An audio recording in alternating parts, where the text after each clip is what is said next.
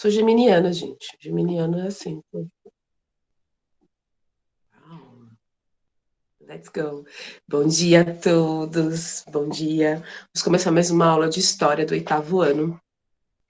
E hoje nós vamos dar prosseguimento a uma temática que temos na aula anterior, falando sobre tendo como objeto de conhecimento a Revolução Industrial.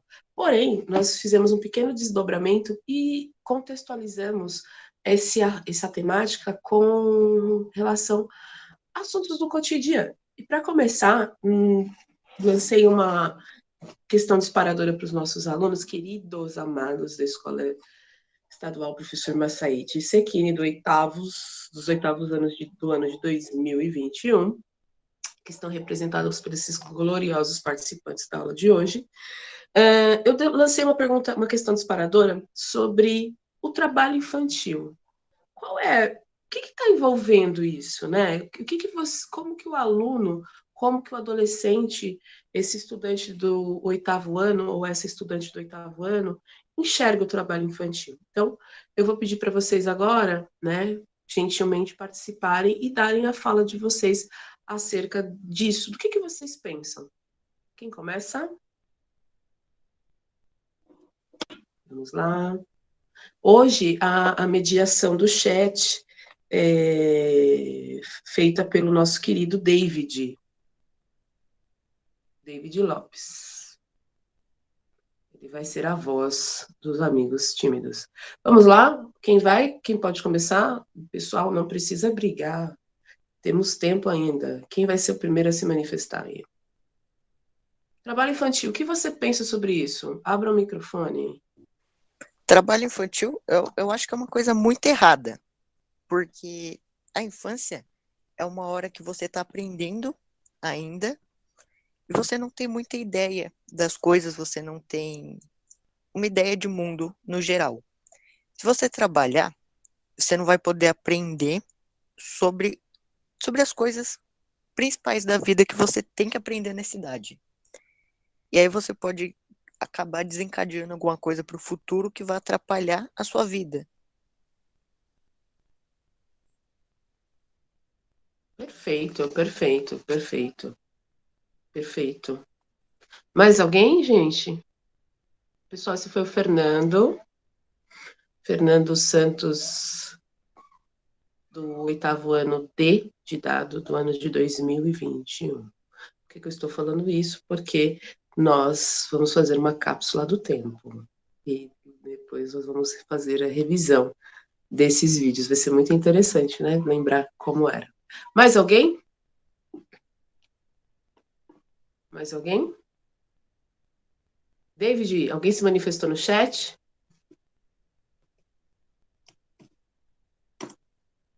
No trabalho infantil, a criança não aproveita a infância e muitas vezes não consegue ir para a escola e fazer algumas coisas porque está trabalhando.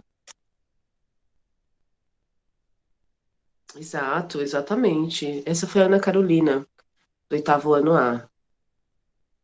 Tá, temos umas manifestações. David, você pode ler para a gente, por favor? Fala o nome do aluno e, por favor, dá sequência.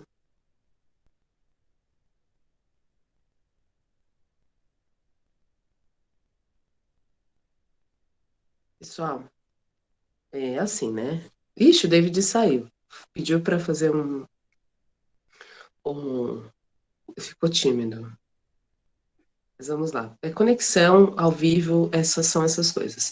A N, do oitavo ano C, ela está dizendo o seguinte: com o dinheiro, os adultos normalmente, como o dinheiro que os adultos ganham normalmente não é o suficiente, então as crianças, entre aspas, precisam ajudar a família, sendo assim, perdendo a metade da vida.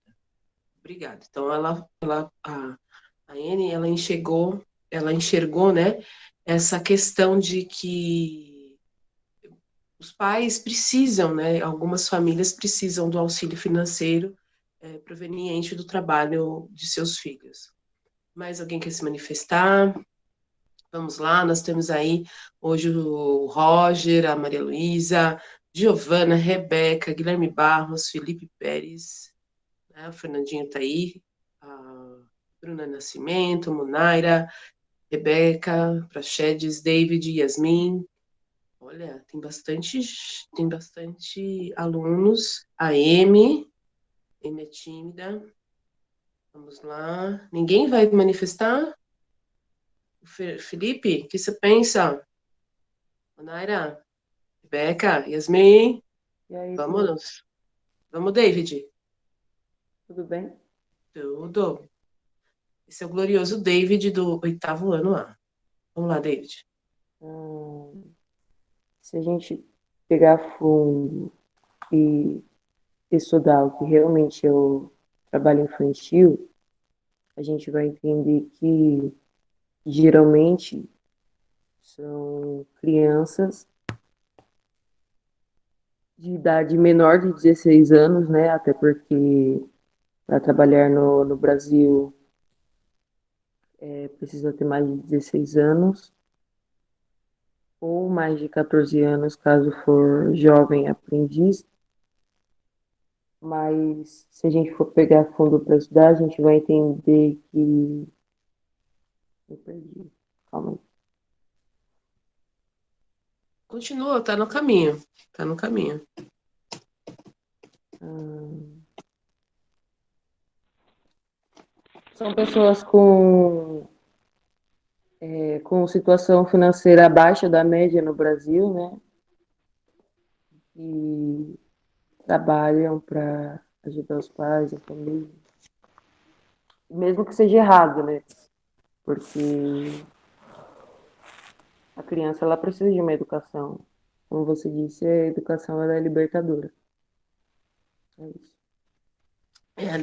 Só fazendo um complemento, David, a educação é uma ferramenta de transformação social. Muitas vezes a sociedade ela valoriza o dinheiro, o capital, né? Mas se você tem o capital, mas não tem a ferramenta de transformação, é como jogar pérolas aos porcos, né? Nós percebemos muitas pessoas, eu não sei se vocês conseguem fazer uma análise, que às vezes a pessoa era muito pobre, de repente ascende economicamente rapidamente, tem uma ascensão meteórica, e ela não faz, ela não usufrui do bem, né, do dinheiro, e também acaba fazendo coisas erradas, né, assim, moralmente, dentro do que a moral e o bom costume diz, né. Então a pessoa ostenta o dinheiro Professora, e acaba, às vezes, ganha uma fortuna e torra essa fortuna em pouco tempo. Então, né, o que realmente muda a pessoa, o que vai mudar, o que pode fazer que a gente se torne melhor, é mesmo a educação, né? a Emily Vitória, do 8º A, eu acho, ela disse que às vezes a família não tem condição financeira e as crianças que trabalham e com isso perdem a infância. A Júlia Silva, ela falou assim, as crianças não têm uma maturidade necessária para trabalhar. Precisam aprender ainda como chegar no mercado de trabalho. Então elas não deveriam trabalhar, ainda assim curtir a infância, para crescer melhor. Mas às vezes, como estão dizendo, a família precisa de ajuda financeira. E a Emily complementou o que ela estava dizendo acima, dizendo, às vezes a família não tem condição financeira e com isso as crianças trabalham. Com isso as crianças perdem a infância e a escola pode estar trabalhando. A escola por estar trabalhando. Olha, muito bom, Professora, fico feliz. Quem professora, pode falar, Guilherme? é, eu acho assim, tipo assim, se a criança trabalhar e estudar ao mesmo tempo, também pode ser uma boa. Sabe por quê? Caso que eu fui lá na Guarda-Mirim esses dias, a mulher falou assim: você não tem muita idade para poder entrar aqui ainda. Você tem que fazer 14 anos. Eu vou fazer 14 anos nesse ano, mas ela falou que eu tenho que entrar no ano que vem, no final. Aí, ela falou assim: você vai trabalhar, mas você vai continuar estudando. Você não pode parar de estudar, fazer, ficar sem estudar, por causa que senão você perde sua infância e seus estudos também. E antigamente, professora, eu estava lendo o texto aqui do livro, que quando a pessoa chegava atrasada no serviço, normalmente era espancado. Isso era um absurdo, muito difícil isso, né? Não é possível. Ai, eu fico tão contente quando vocês se manifestam, né? E assim, Guilherme, só para você entender, quando você fala criança, você está pensando em que idade, que faixa etária? Ah, antes, de 10 para baixo, 10 anos para baixo. 10 anos para baixo. Então, é assim. Existe um documento no Brasil, que tem alguns anos já, que já é o maior de idade, que é o Estatuto da Criança e do Adolescente. E existe a Constituição Federal Brasileira. Então, o trabalho infantil, o trabalho do menor, no Brasil, na Constituição, nessa Constituição, e de acordo com esses documentos do Estatuto da Criança e do Adolescente, e o que prevê também os direitos humanos, é que criança é criança. Tá?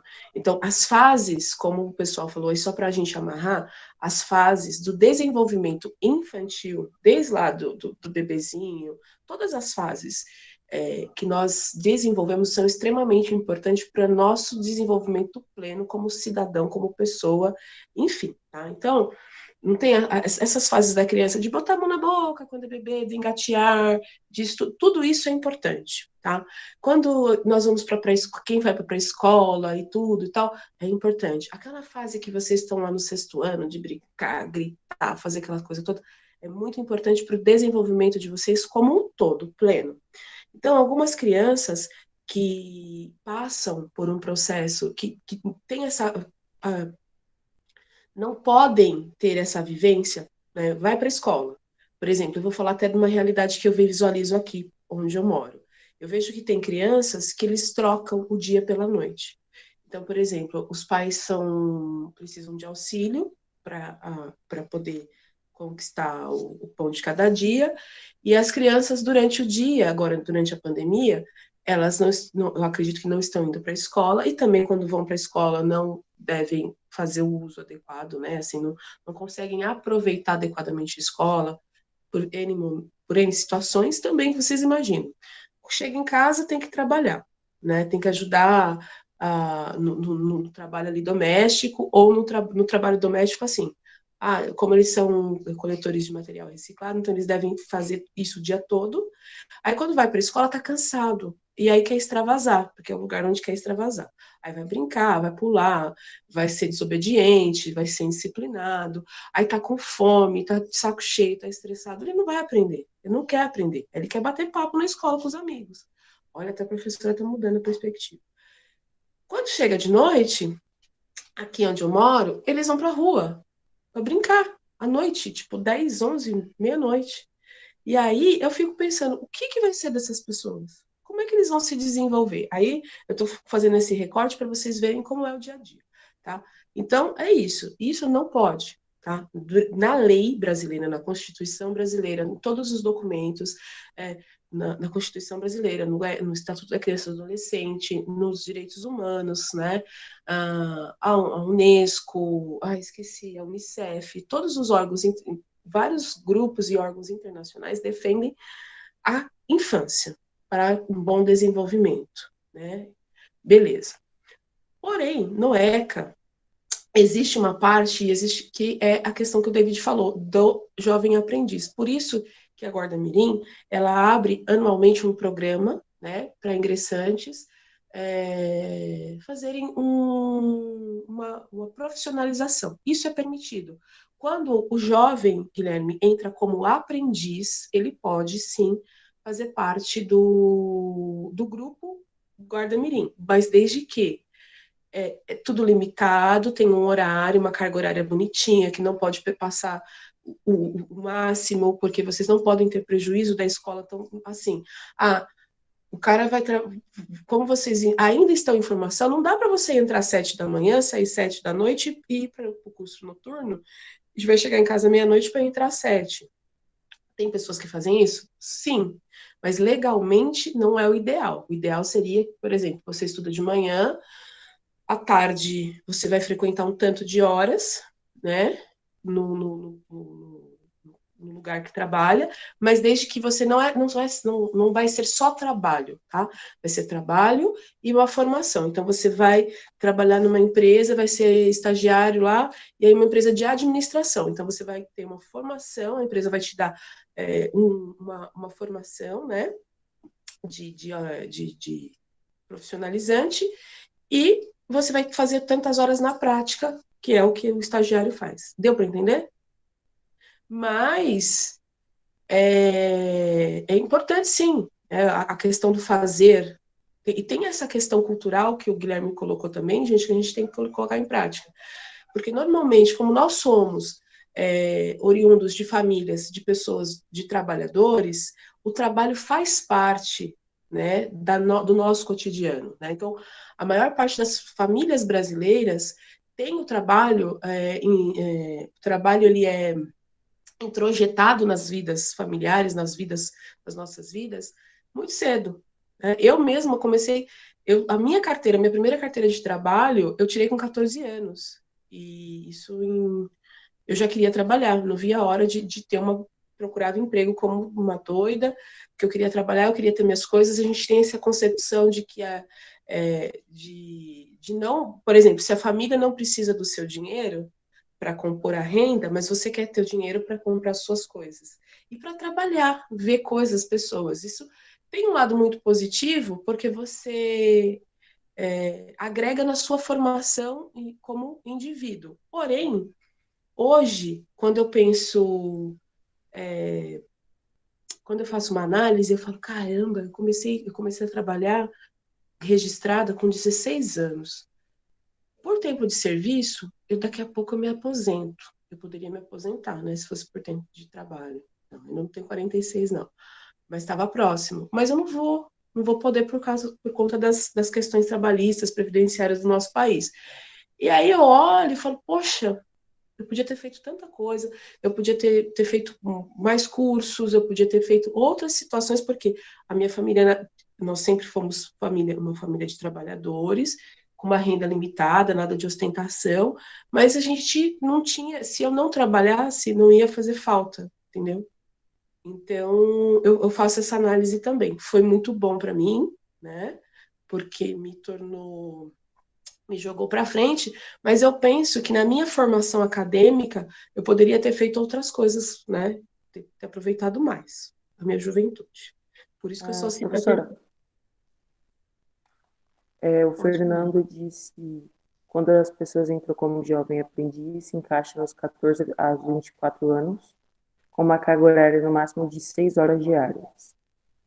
Não vejo a hora também, são vivências novas. É verdade. Então, assim, vocês percebem? Tem a questão legalizada, tá? Então, assim, a gente tem que pensar assim: o trabalho infantil, tem o trabalho infantil e do jovem. O trabalho infantil é uma exploração, não tem que ter, não, não, não. A gente tem que ter muito cuidado com isso, tá? Uma coisa, nós não estamos falando, por exemplo, o pai que tem vocês têm pais, né, que trabalham são autônomos, por exemplo. Tem alguém aqui que o pai é autônomo, que tem o seu próprio negócio?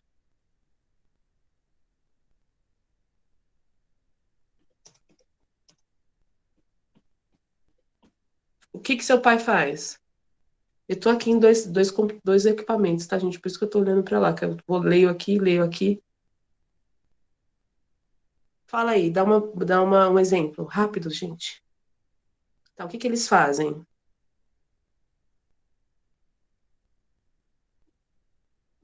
Alguém quer abrir o micrófono?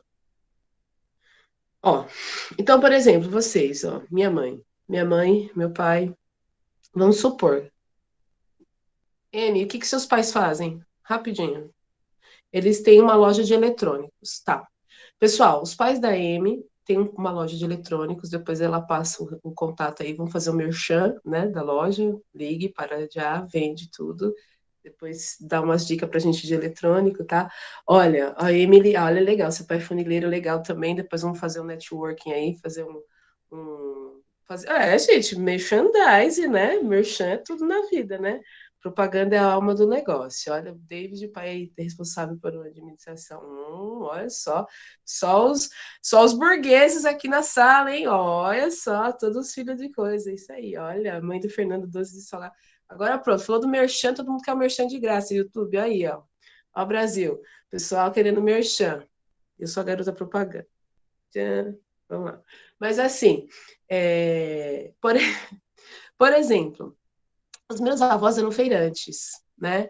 E eu ia com eles para feira. Não fazia nada, né? Porque eu era pequenininha, tinha 4, 5 anos, só dava despesa para eles, mas eu ia. Só que o fato de eu ir com eles, vamos supor, se eu pegasse um saquinho lá de alho, que o pai da minha mãe vendia temperos, né? Alho, cebola, eu tirasse lá. Caracteriza trabalho infantil? Vocês acham que caracteriza? Por exemplo, o Fernando dá uma força lá para a mãe dele. É considerado trabalho infantil? Ele participar do processo produtivo lá com a mãe é trabalho infantil? Eu já sei que o Guilherme gosta, o Guilherme Barros esse daí vai ser, esse é o caboclo que gosta de trabalhar. Eu já gostei que o Guilherme é o cara sacudido, tá certo, Guilherme. É o menino que faz. Mas você entendeu, né, Guilherme? A diferença, tá? E a Guarda-Mirim, sim.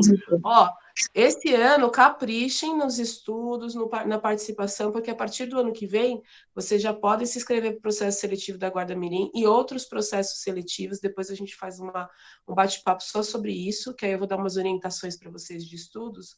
E aí eu falo para vocês dos programas que tem aberto, vocês me recordem depois, os programas abertos para jovem aprendiz, tá bom? Mas eles avaliam muito o currículo desse ano, tá? Do ano do 8º ano. Então, vamos arrepiar como diria um amigo meu, vamos deitar o cabelo, tá? Para aproveitar bastante, né, o que a gente tem hoje. Então, tá? É uma diferença. Você é um negócio familiar, então você vai aprender o ofício dos seus pais. Porém, o seu pai não vai te obrigar. Ele quer que você aprenda, porque ele quer te dar uma profissão. E às vezes, porque, por exemplo, nessa pandemia, as crianças pequenas, os pais não têm o que fazer com elas, eles acabam levando as crianças para o trabalho. Então, a criança ela não está sendo obrigada a fazer algo. Ela está ali presenciando uma cena, né? E aí ela vai ver se ela quer ou não isso, tá bom? Tem essa diferença. Gente, as diferenças são muito.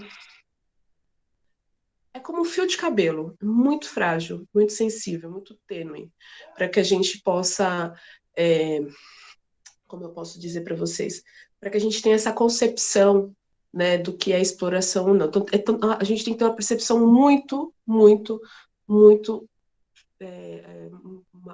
percepção muito fina para entender, né, essas diferenças. Mas eu estou vendo que vocês estão entendendo, tá bom? Adorei a participação. Alguém quer falar mais alguma coisa?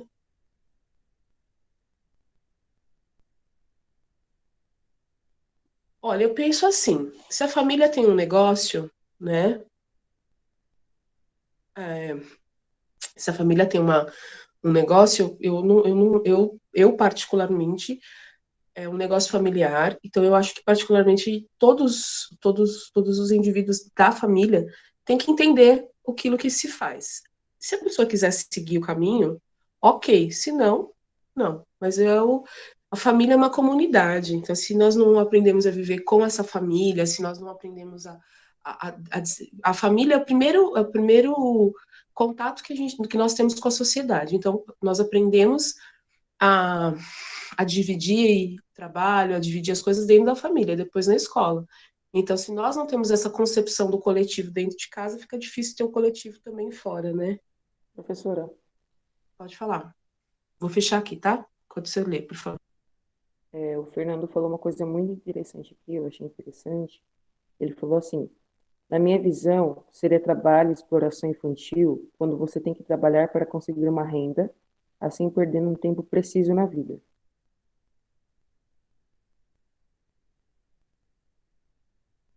Exato, exato. Ontem, eu assisti uma novela, uma reprise no canal de novelas de reprise, que vocês conhecem, a Cabo não paga. E é uma novela da década de 90. Eu lembro que eu era criança, acho que eu tinha uns 12 anos, sei lá, 90 e poucos. E ontem o tema era sobre isso, sobre a exploração do trabalho infantil. Vocês acreditam? Muito interessante, porque um dos personagens um grupo, um núcleo da novela, pegou crianças que estavam na rua, levou para uma casa e estava dando comida, cuidando das crianças ali e tal, para elas não ficar na rua. Isso já tinha acabado de ter, nessa época da novela, o ECA tinha acabado de ser lançado e descrito e tal, homologado. E aí, de repente, chega uma mulher na casa e fala assim: não, esse filho é meu, não sei o quê, tá, tá, tá, tá, tá, tá, tá, tá. E aí o cara falou assim: minha senhora, mas aqui seu filho tá com comida, nós estamos tentando dar uma educação, alguma coisa, pá, tal. Tem uma água, uma coisa, uma água limpa, isso aqui, dignidade. E a mulher falava assim: eu não quero saber, mas é o meu filho. Aí vem um outro personagem e falava assim: sabe o que é? Ela é exploradora de menor. Ela bota essas crianças para vender bala no farol, para colocar essas crianças para trabalhar para ela. Então é aquelas pessoas que pegam um monte de criança, tipo assim, na rua e põem as crianças abandonadas sob julgo e colocam as crianças para trabalhar. É punk, né? Então, olha para vocês verem que eu estou fazendo esse recorte, para vocês verem que esse debate não é um debate de hoje, né? Não é uma coisa de agora. Olha quanto tempo. E se eu falar para vocês, como o Guilherme Barros falou, que esse é um debate que é secular. Vocês acreditam nisso? Então, olha, esse debate é louco, hein? A gente vai ficar aqui um dia todo debatendo e vai chegar. Então, o Guilherme, você repete aquela parte dos castigos físicos, do apanhar para a gente ir para outra parte da aula? Pessoal, obrigada pela participação, viu? Uma construção muito legal. Só para lembrar, a Ana Carolina falou também uma coisa aqui, né, David, no chat, que tem uma diferença, né? Olha, a pessoa, sim, tem diferença. A pessoa aprende sobre o que seus pais trabalham, ajudam eles também. Aí o David colocou: o assunto é delicado, temos que ter uma forte opinião. Opinião, nós temos que ter forte opinião, mas uma das coisas que nós temos que aprender é que nossas opiniões elas podem ser flexíveis, né? E nós sempre podemos mudar, né? E aprender com a opinião do outro também. Guilherme, fala Eu vou sobre ler, aquela parte dos maus tratos, por favor. eu vou ler para a senhora o texto. Tá bom. Um homem pergunta para um jovem: quantos anos você tem? O jovem fala: 22 anos. O homem pergunta de novo: qual é a sua ocupação? Fabrico cobertores. A pergunta: você sempre trabalhou em fábrica? O jovem: sim.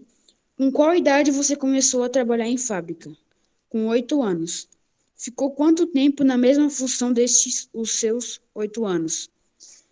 4 anos. Qual era o seu horário diário de trabalhar em dias comuns? Das 6 da manhã às 8 da noite. Pergunta: 14 horas? Sim.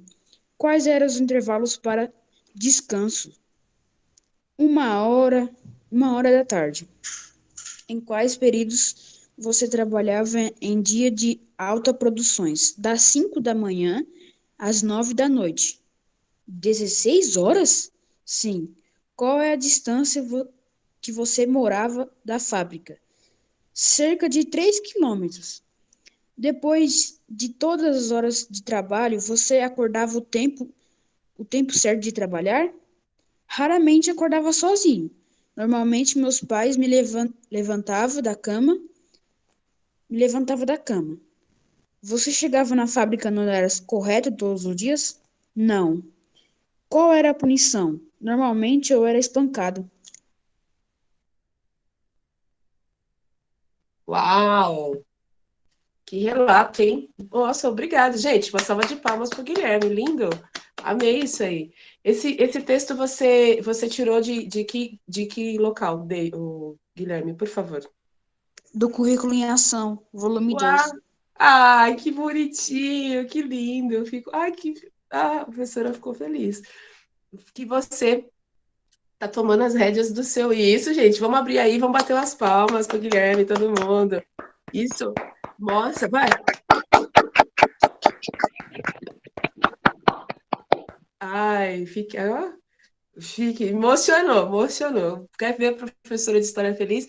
É saber que vocês estão exercendo a atitude historiadora de vocês, né? Que vocês estão se tornando autônomos e donos da construção do conhecimento, indo atrás, isso é muito importante, né? Eu havia passado atividades para vocês do volume 1, mas o Guilherme foi lá e foi além, ele foi buscar mais informações. Valeu, adorei. Então, vocês percebem? Gente, né? Vocês conseguem acordar sozinhos? Alguns aqui?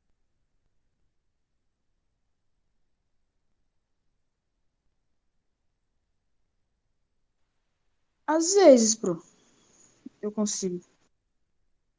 Quem é que já trabalhou numa fábrica? Vocês sabem que é trabalhar 14 horas por dia? Não. Gente, vocês não têm noção. Por exemplo, quando eu, eu tenho aula das 7 da manhã até 6h45, 6h35, praticamente todos os dias da semana. E falo para vocês, eu não trabalho com fome. Minha ferramenta de trabalho, cadê minha ferramenta de trabalho? Minha ferramenta de trabalho é essa aqui. Eu falo para vocês que eu não aguento, eu fico extenuada, eu fico exaurida. Agora você imagina você trabalhar 14 horas produzindo, levanta, pega isso, faz aquilo, levanta, tipo com o corpo também, né? Então é exaustivo, você quer dormir. Eu agora na pandemia, David, eu tenho trabalhado, eu começo às 7 da manhã e às vezes eu termino de trabalhar meia-noite, a 1, tá pior, né? E aí tá punk, né? Mas vamos lá, não tem que reclamar. Então é muito complicado. Olha, mas a contextualização tá muito interessante. Então, nós temos que ter rotina. O lance da pandemia e do home office, do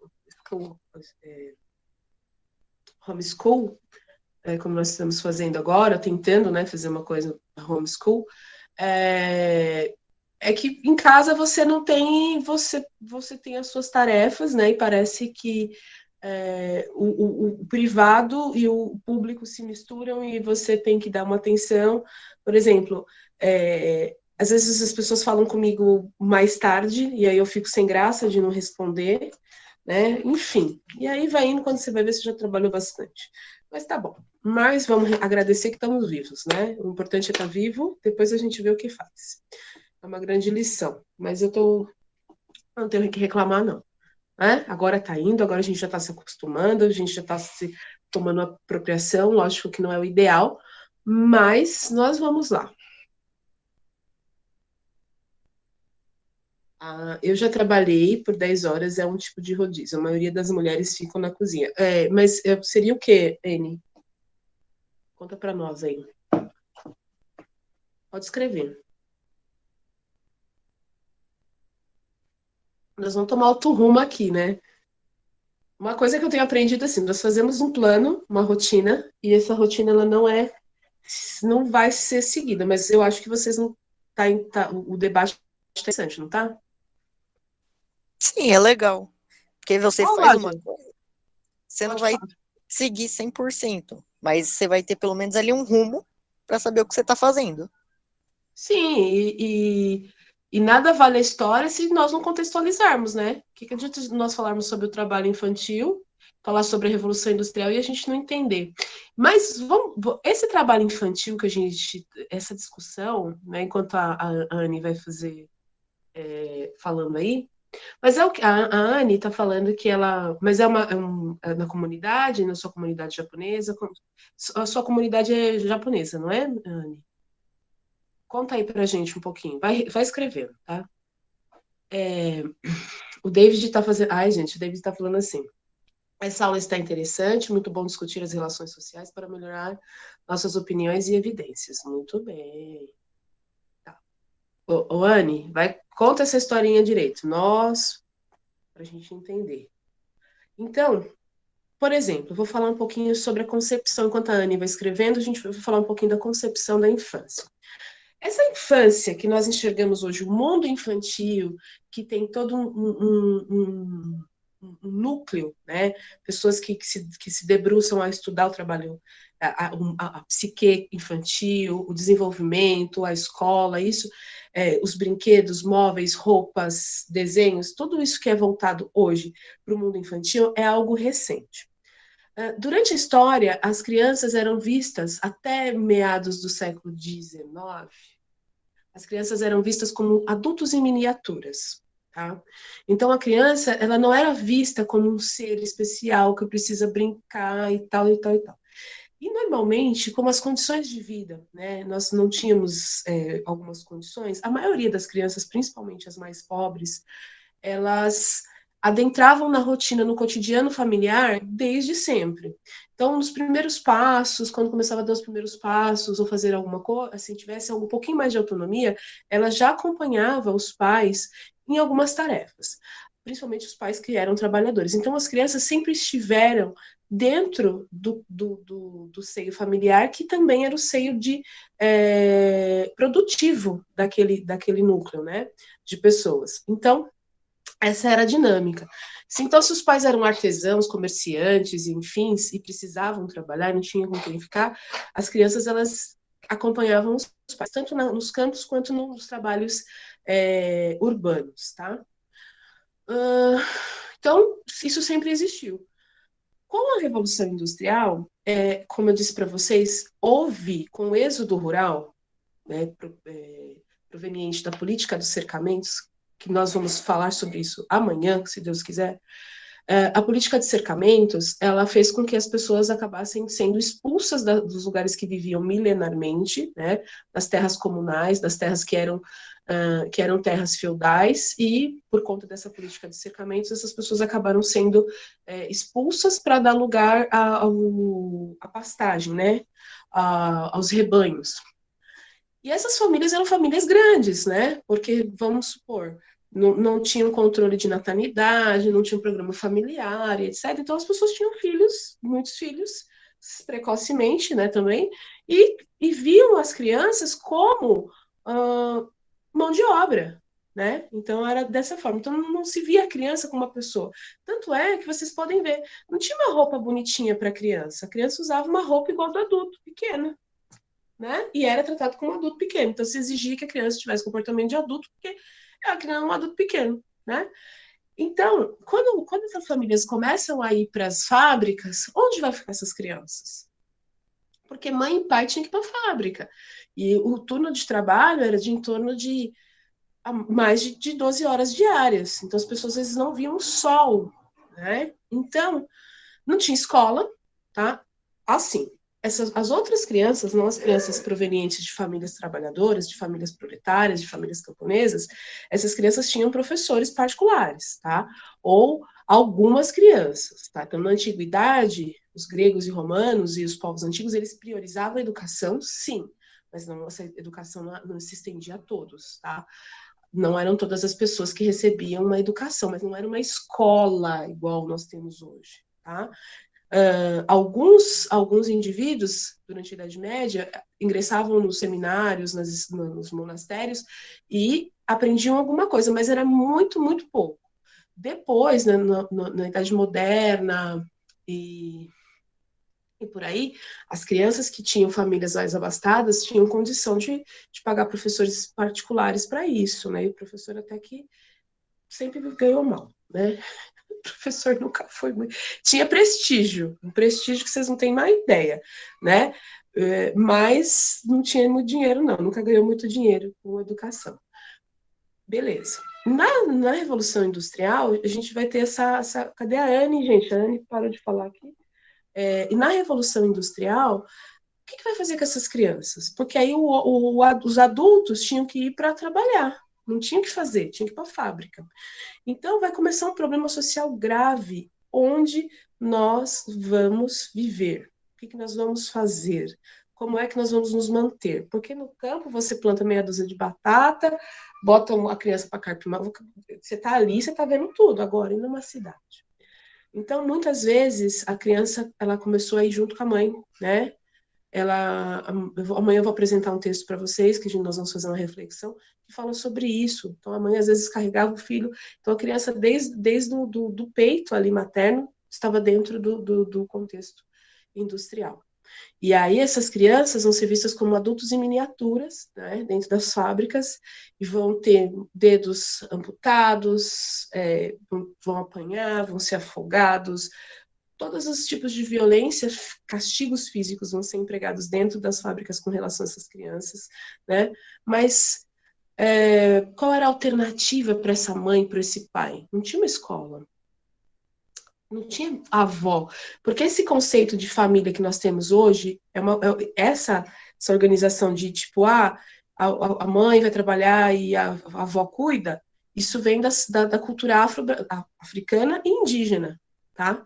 Isso é uma coisa muito Brasil, muito América Latina, porque os africanos e os indígenas, eles têm essa ideia a família é todo mundo, né? Então, um cuida do outro para o outro trabalhar. Mas na Europa não tinha isso, então a mãe tinha que levar. Se não levava, tinha que deixar em casa. E onde essas pessoas moravam? Em cortiços. Cortiços são habitações de baixa, de péssima qualidade, assim, de precária, de qualidade, desculpa, péssima qualidade não, com condições precárias. E às vezes uma casa é dividida para várias famílias. Como é que você vai deixar uma criança sozinha com uma pessoa desconhecida? As crianças eram roubadas, as crianças iam para orfanatos, as crianças iam para cadeia com adulto, as crianças apanhavam. Vocês não têm ideia de como era a vida dessas crianças pobres, né? Isso às vezes criança que tinha pai e mãe. Imagina quem não tinha pai e mãe. Então, a alternativa às vezes era ingressar. Ou ficava sozinha em casa, correndo o risco de ser molestado sexualmente, porque já existia isso, sofrer algum tipo de assassinado, esquartejado, ser vendido, ser colocado, às vezes a pessoa te raptava, te jogava na rua para poder vir algum órgão e te pegar para fazer parte dessas de bandos de crianças que roubavam. Enfim, acontecia de tudo, de tudo, de tudo, de tudo. Então, o pai, a mãe, era melhor estar na fábrica com eles, mesmo que apanhando, porque eles estavam vendo o filho, ia ganhar um dinheirinho, não tinha escola mesmo, né? E pelo menos ganhava um mingau, porque as fábricas davam, quando o pessoal às vezes entrava, eles davam uma tina uma cambuquinha de mingau, né? Depois davam uma sopinha, sei lá, comia alguma coisa também, porque essas pessoas trabalhavam dessa forma, e vocês acham que essas pessoas tinham dinheiro para comer direito, para se vestir, para pagar uma casa? Enfim, eu fico até. Professora, Dá até falta de ar. Fala, amor. a Anne disse que é tipo um festival de comunidade, separado, cozinhar, entre outros. Cortar em tudo. Ah, tá. Então é comunidade japonesa. Você é da comunidade japonesa, né, Anne? Só confirma, sim ou não? Ou só para a gente, né, dar nome certinho para as comunidades. Então, as comunidades orientais, elas têm festas tradicionais, principalmente na nossa região, e né, que sempre fazem festas comunitárias em prol de alguma coisa, né? E a Anne está falando que participou de uma festa e ela ajudou, né, na, na, na parte do yakisoba. Olha que delícia, né? Quando nós pudermos, Anne, você divulga. Vamos fazer uma excursão, todo mundo aí, para ir assistir, participar desse festival. Eu adoro festivais de nações assim, nós aprendemos muito. E é isso. Adoro. É muito bom ajudar, faz bem Professora, cansativo. Fala, meu amor. uma coisa legal também, sabe o que que é? Festa do Divino. Sim, a festa do Divino, que é uma festa tradicional católica, de origem Sim. portuguesa. Ó, se Deus abençoar, vamos combinar o ano que vem? Fazermos uma festa das nações lá na escola? Né? Antigamente tinha, nas escolas estaduais, tinha feira de ciências, que eram maravilhosas, e a festa das nações. Nós fazíamos festas das nações. Tá bom? Amores, é isso. Nosso tempo passou super, hiper, mega rápido. Então, para a próxima aula, nós vamos entrar no conceito teórico. Vamos fazer a parte 2 que estava programada para hoje. Mas como o debate estava muito bom, estava excelente, né, nós tivemos que passar para um outro momento. Vamos passar para amanhã. Tá? Então, amanhã nós vamos fazer umas leituras de uns textos para aprofundar esse conhecimento aí, fazendo os agradecimentos a todos os nossos patrocinadores, que são os patrocínios dos nossos queridos alunos, os coxinhas e salgados, eletrônicos, funilaria e etc. Tá bom? Então, amanhã, na próxima aula, né, nós vamos continuar a parte 2 dessa aula, tá? Muito obrigada, muito obrigada, muito contente com o desenvolvimento de vocês estão no caminho, é isso mesmo. Sejam donos, participem, rompam, né, com essa, vamos sair da caixa, né, e vamos melhorar cada vez mais, que esse é o trabalho das ciências humanas, não é dizer o que está certo e o que está errado, mas é que nós Professora, conseguimos pensar sozinhos. Fala, amor. uma pergunta que eu tô desde ontem querendo saber, e que eu aproveitei que hoje tem aula para perguntar, é que eu tô morrendo de curiosidade para saber sobre o seu sofá. O quê? Sobre seu sofá. Meu sofá? Chegou, o sofá chegou, mas eu não abri ainda, não tive tempo para abrir o sofá, montar o sofá. Chegou. Mas isso aí, olha, eu vou falar para você, programação, você que seu pai trabalha com logística, é tudo. Sabe o que falta? O cara não vai receber quando ele vai pegar a ordem de serviço, ele pega o telefone das pessoas, né? Por que ele não liga e manda uma mensagem antes de sair do centro de distribuição para perguntar se a pessoa vai estar em casa ou não? Porque veja bem, se eu não estou em casa, como é que faz? Adianta ele ficar ligando para mim igual um desesperado? O rapaz não deixava. Ele ligava incessantemente e não deixava nem eu responder, que eu não podia atender. Porque, tipo, na hora que eu ia escrever a mensagem, ele. Enfim, mas deu tudo certo, tá bom? Deu tudo certo. Isso é falta de logística. Eu vou até mandar um e-mail para a empresa falando sobre isso, não é? Porque você pega o coisa, o rapaz da entrega pega lá, dá o telefone da gente. Aí liga para as pessoas: olha, tô indo entregar o seu móvel hoje, o seu coisa. Você vai estar em casa? Não, vou. Aí você já fala. Se a pessoa falar que não vai, você já faz uma outra rota, né? Time is money. Vou encerrar a gravação. Pera só um pouquinho.